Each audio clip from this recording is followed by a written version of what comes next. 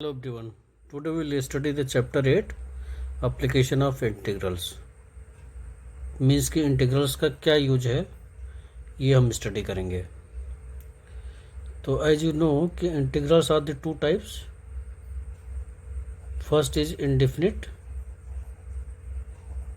Integral and second definite integral. Definite integral. तो definite integral जो हम ऑलरेडी स्टडी कर चुके हैं और उसमें ये फाइंड किया गया था कि डिफिनिट इंटीग्रल में हम क्या करते हैं, किसी फंक्शन की एरिया को फाइंड करते हैं. मीन्स ये कह सकते हैं कि डिफिनिट इंटीग्रल उस फंक्शन की एरिया को रिप्रेजेंट करता है जिसको हम इंटीग्रेट करते हैं. एरिया को रिप्रेजेंट करता है. जिस फंक्शन को हम इंटीग्रेट करते हैं उस फंक्शन की एरिया को डिफिनिट इंटीग्रल रिप्रेजेंट करता है.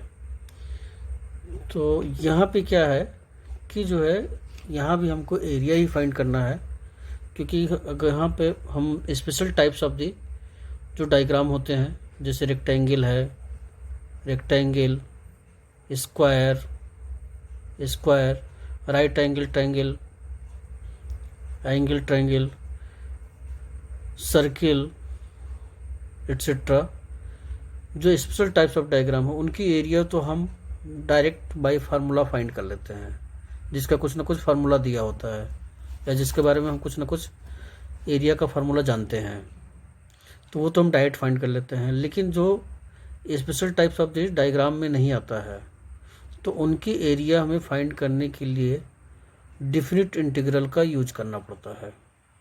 डिफिनिट इंटीग्रल का यूज करके हम उस कर्व की एरिया फाइंड कर लेते हैं, या उस फंक्शन की एरिया, उस फंक्शन की जो कर्व, फंक्शन से जो कर्व बनेगा उस कर्व की एरिया हम फाइंड करते हैं.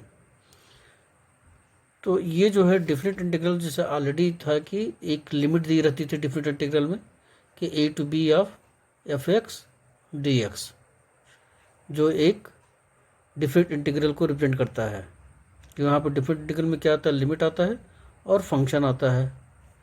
तो ये एरिया को ऑलरेडी जानते हैं कि ये एरिया डिफिनिट इंटीग्रल एरिया को रिप्रेजेंट करता है, तो यानी a to b of f(x) dx. अब इसी तरह से अगर कोई कर्व दे रखा है इस तरह से कि एक कर्व ऐसे दे दिया ये, और हमें इसकी एरिया फाइंड करनी है, x equal to a, x equal to b और y इक्वल टू f(x), इसके बीच की एरिया फाइंड करनी है जो कर्व के अंडर आ रहा है, कर्व से, और ये जो x इक्वल टू a है और x इक्वल टू b है इस स्ट्रेट लाइन के बीच में, और x एक्सिस के बीच में जो रीजन है इसकी एरिया फाइंड करनी है. तो ऐसे एरिया फाइंड करने को हम बोलते हैं कि area under the curve. Area under the curve. Area under the curve वो कहलाएगा कि कर्व से जो है नीचे और एक्सिस और लाइन के बीच में, यानी हमारे x इक्वल टू a एक लाइन है और x इक्वल टू b एक लाइन है, एक बाउंड्री दे रखी है कि x इक्वल टू a और x इक्वल टू b के बीच में ही इस फंक्शन की एरिया फाइंड करनी है. इस फंक्शन का जो कर्व होगा उसकी एरिया फाइंड करनी है.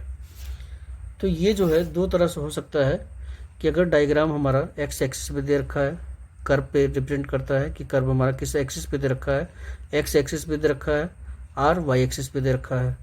तो अगर x एक्सिस पे दे रखा है तो इसको हम इस तरह से लिखते हैं कि जो है कि late f(x) B A continuous function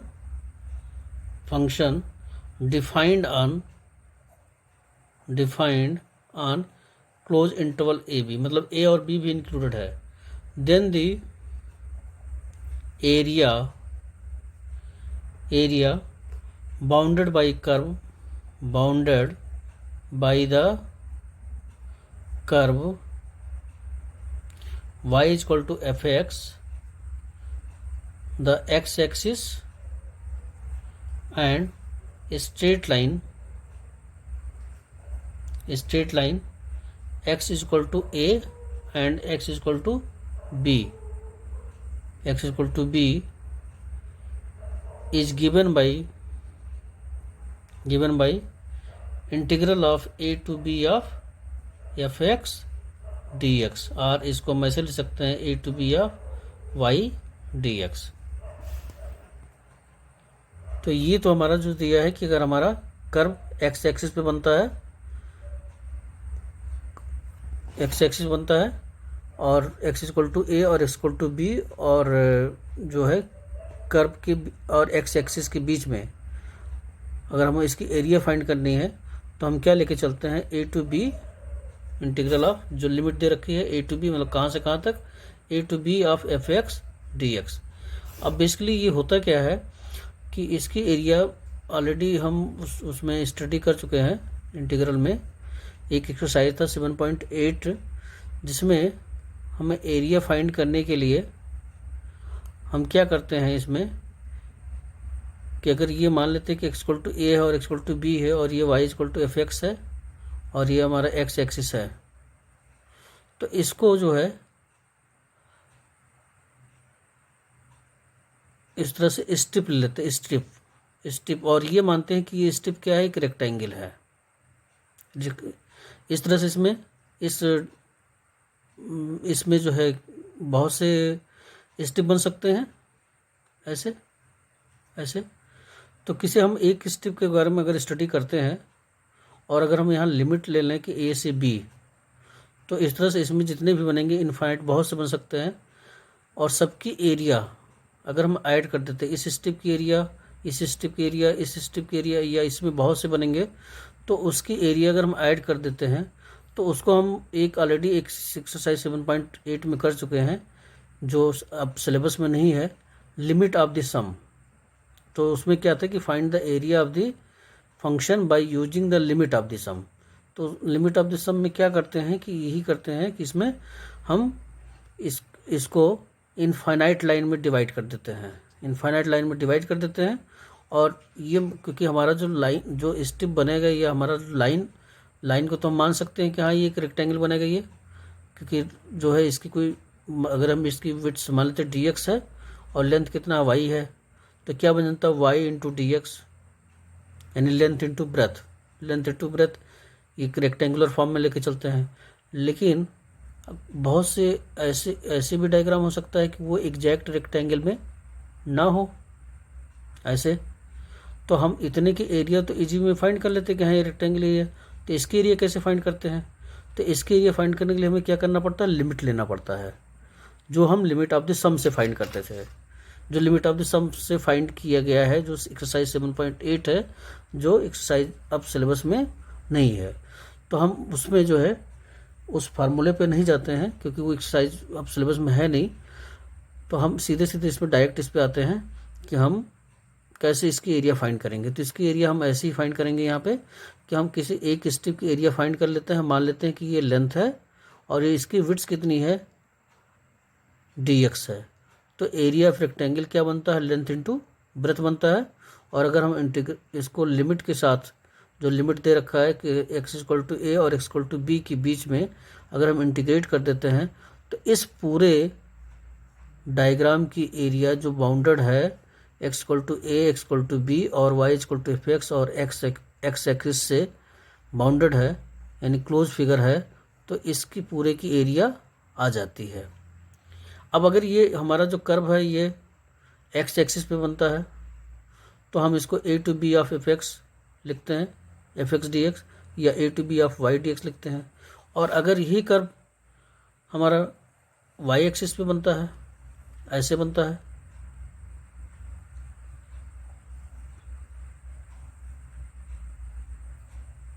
this type ऐसे बनता है. तो अगर ये बनता है कर्व, तो यहाँ पर हमने एक स्ट्रिप ले लिया कि ये स्ट्रिप है, ये क्या बन गया, x बन गया, क्योंकि ये x इक्वल टू किस तरह का फंक्शन दिया होगा, x equal to F Y. यहाँ क्या दिया, y equal to F X दिया है, तो यहाँ क्या दिया होगा, x equal to F Y बना होगा. और ये मान लिया कि c और d है, लिमिट c से d तक है, तो अगर हम एक स्ट्रिप की एरिया फाइंड करते हैं और उसको लिमिट लेकर के इंटीग्रेट कर देते हैं, तो इस पूरे बाउंडेड यहाँ से लेकर के ये पूरे की एरिया को कैलकुलेट कर लेगा। यानी अगर हम वाई एक्सिस पे दे रखा है तो हम वहाँ पे क्या लिखेंगे, limit C to D area is equal to C to D, यहाँ क्या आ जाएगा एक्स डी वाई, क्योंकि हमारा फंक्शन यहाँ पे वाई एफ एक्स था और यहाँ क्या है एक्स डी वाई, क्योंकि ये हम किस पे लेके चल रहे हैं, वाई एक्सिस पे। अगर हम एक्स एक्सिस पे वाई एक्सिस पे लेके चलेंगे तो ये क्या लिखेंगे, यहाँ पे लिखेंगे ये लेंथ हमारा एक्स हो गया और विड्थ कितना हो गया डी वाई, ब्रेथ जो है ब्रेथ को क्या लिखेंगे डी वाई, अगर वाई एक्सिस पे तो ब्रेथ कितना होगा डी वाई होगा। तो इस तरह से हम इस पूरे total area A B C D की एरिया फाइंड कर सकते हैं, इस ए बी सी डी की एरिया फाइंड कर सकते हैं। अगर वाई एक्सिस पे है तो इस तरह से फाइंड करेंगे। अब ये डिपेंड करता है कि हमारा डायग्राम, हमारा कर्व जो है वो क्या है, एक्सिस एक्स एक्सिस के बिलो है, तो उसकी एरिया कैसे फाइंड करेंगे। अब मान लीजिए हमारा डायग्राम इस तरह से दे रखा है कि ये ऐसे दे रखा है, हमें ये एरिया फाइंड करना है।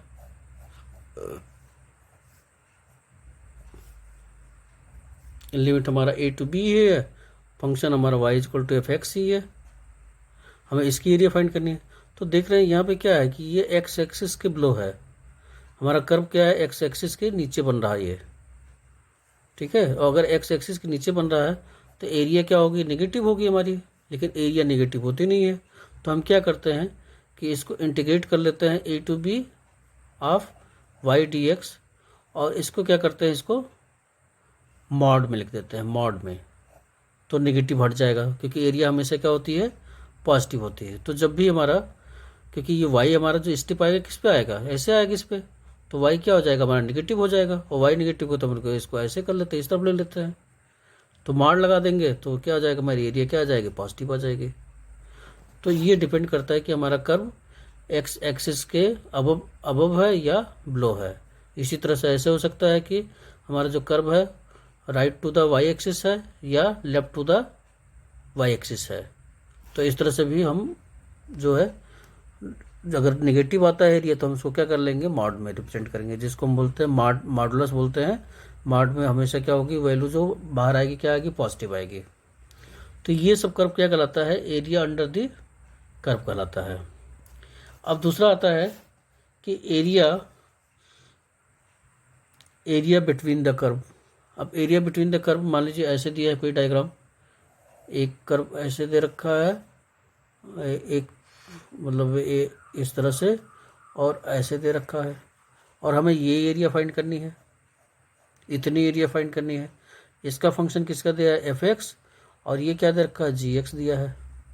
तो अब इसकी एरिया फाइंड करने के लिए हमें कैसे फाइंड करना पड़ेगा, तो हम पहले सबसे पहले ये देखेंगे कि दोनों कर्व का इंटरसेक्टिंग पॉइंट निकालेंगे, ये पॉइंट निकालेंगे और ये पॉइंट निकालेंगे, और जब इंटरसेक्टिंग पॉइंट निकाल जाएगा तो इसके अकॉर्डिंग हम क्या फाइंड करेंगे, लिमिट फाइंड कर लेंगे। यहाँ पे एक्स की वैल्यू फाइंड कर लेंगे, जो एक्स की वैल्यू होगी वो क्या रिप्रेजेंट करेगी, ये और ये, तो ये हो जाएगा लिमिट हो जाएगा।